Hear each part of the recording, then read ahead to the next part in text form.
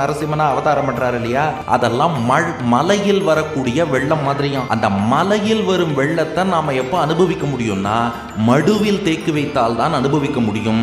அப்போ மடுவில் தேக்கினது அர்ச்சாவதாரம், மலையில் வரும் வெள்ளம் விபவாவதாரம். அப்ப இங்க என்ன பண்ணியிருக்கார் பெருமாள், மலையில் வரக்கூடிய வெள்ளம் போல பக்கத்துல திரிசூலம் மலை இருக்கு, பல்லாவரம் மலை இருக்கு, அந்த மலையில் வெள்ளம் போல விபவாவதாரம் ராமனாக வந்தவர்.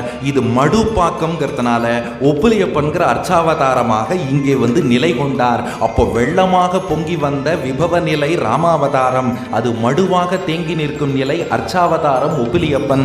எந்த இடத்துல தேங்கும், மடுவில் தேங்கும். அதனால மடுப்பாக்கமாகிய இந்த மடிப்பாக்கத்திலே விபவாவதாரம் ராமனாக புறப்பட்டு வந்து அர்ச்சாவதாரம் ஒப்புலியப்பனாக தேங்கி, அதுவும் 2 in 1 2 வடிவங்களோடும் தேங்கி. விபவாவதாரத்தை அனுபவிக்கணுமா, பட்டாபிராமனாக காணுங்கள். அர்ச்சாவதாரத்தை அனுபவிக்கணுமா, ஒப்புலியப்பனாக காணுங்கள்.